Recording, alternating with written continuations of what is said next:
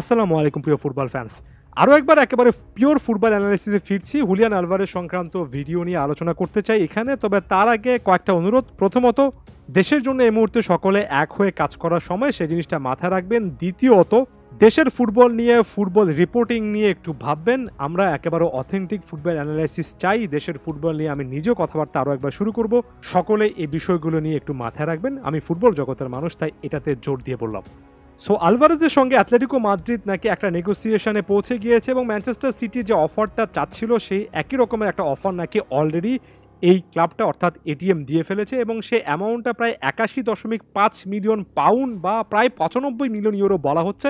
যদিও যে মুহূর্তে বসে আমি ভিডিওটা রেকর্ড করছি সে মুহূর্ত পর্যন্ত ব্যাপারটা আসলে নিশ্চিত নয় যে হুলিয়ান আলভারেজ অ্যাটলেটিকো মাদ্রিদের ব্যাপারে একেবারে গ্রিন সিগন্যাল দিয়ে ফেলেছেন কিনা। তবে এটাকে শুধুমাত্র একটা সময়ের ব্যাপার বলে মনে হচ্ছে এবং এই ডিলটাতে ওভারঅল যে 95 মিলিয়ন ইউরোর কথা বলা হচ্ছে তার মধ্যে একটা অ্যামাউন্ট 75 মিলিয়ন ইউরো আপফ্রন্ট দেওয়া হবে এবং বাকি অ্যামাউন্টটা নানা রকমের অ্যাড অনস অর্থাৎ শর্ত সাপেক্ষে দেওয়া হবে এবং এগুলো হচ্ছে কি ইনফরমেশন।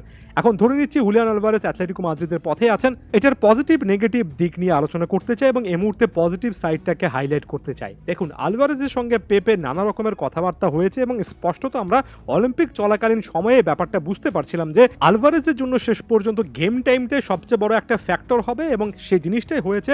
হুলিয়ান আলভারেজ অ্যাটলেটিকো মাদ্রিদে যদি আসেন তাহলে ব্যাপারটা একেবারে পরিষ্কার। আলভারেজ গেম টাইম চান এবং সব মিলিয়ে অ্যাটলেটিকো মাদ্রিদে আসলে তিনি একজন ফার্স্ট চয়েস প্লেয়ার হিসেবে খেলতে পারবেন, যেটা ম্যানচেস্টার সিটিতে খুব একটা বেশি কিন্তু পারছিলেন না। দ্বিতীয় একটা ব্যাপার সেটা হচ্ছে ডিয়েগো সিমিওনের এই সিস্টেমে হুলিয়ান আলভারেজের ব্যাপারে যে একটা আগ্রহ অ্যাটলেটিকো মাদ্রিদের কোচের আছে সেটাও একেবারে স্পষ্ট এবং এর পেছনে হুলিয়ান আলভারেজের অফ দ্য বল মুভমেন্টের কথা আমি বলবো। আলভারেজ যে পরিমাণ এরিয়া কভার করতে পারেন, যেভাবে লাগাতার রান মেক করতে পারেন, যেভাবে হাই প্রেস করতে পারেন, হুলিয়ান আলভারেজের এই অ্যাবিলিটির কারণেই আলভারেজের প্রোফাইলটা ডিয়েগো সিমিওনের অনেক বেশি করে পছন্দ করার কথা, যে কারণে ডিয়েগো সিমিওনে অনেক দিন ধরে আলভারেজকে পার্সু করার জন্য সত্যিকার অর্থে ছিলেন এবং সেখানে অলমোস্ট সাকসেসফুল হচ্ছেন, এই জিনিসটা বলা যায়। তবে এখানে বেশ কয়েকটা ব্যাপার নিয়ে আসলে কথাবার্তা বলার বা বিতর্ক করার সুযোগ আছে। যেমন আলভারেজ যে দলটাতে যাচ্ছেন অ্যাটলেটিকো মাদ্রিদ, তারা মাঝে মধ্যে এতটাই সুপার ডিফেন্সিভ ফুটবল খেলে যে একজন পিওর নাম্বার 9-এরও অনেক বেশি ডিফেন্সিভ ওয়ার্ক রেট রাখতে হয় এবং সেটা আলভারেজের একটা স্ট্রেংথ। তবে অনেক বেশি ডিফেন্সিভ ফুটবলে খেলার সমস্যা হচ্ছে আপনি গোল স্কোরিংয়ে খুব একটা বেশি ফোকাস করতে পারেন না। হুলিয়ান আলভারেজের মতো একজন প্লেয়ারের অফ দ্য বল মুভমেন্ট যদি ভালো হয় তবে গোল স্কোরিংটা আরেকটু ভালো হওয়া উচিত।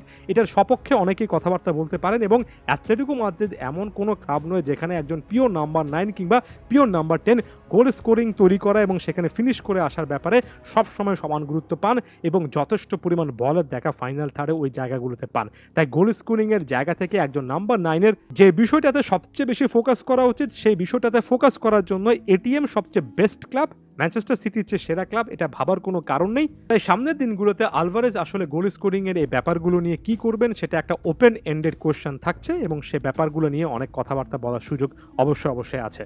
তবে যাওয়ার আগে আমি একটা কথাবার্তাই বলবো, সেটা হচ্ছে যদি শেষ পর্যন্ত এটিএমে যাওয়ার সিদ্ধান্ত নেন তিনি চ্যালেঞ্জটা খুব ভালো করে নিয়েছেন এবং খুব বেশি ভেবে নিয়েছেন, সে জিনিসটা আমার কাছে মনে হচ্ছে। এবং আলভারেজ এই বয়সে যে পরিমাণ এক্সপিরিয়েন্স গেইন করেছেন এই সময়টাতে তিনি যে গেম টাইমটাকে প্রাধান্য দিচ্ছেন এটাকে অবশ্যই আপনার সম্মান জানানো অনেক বেশি করে দরকার এবং এই মুহূর্তে আলভারেজের ডিসিশনটাকে তাই ভালো একটা ডিসিশন বলে কিন্তু ভিডিওটা শেষ করছি। ধন্যবাদ সবাইকে।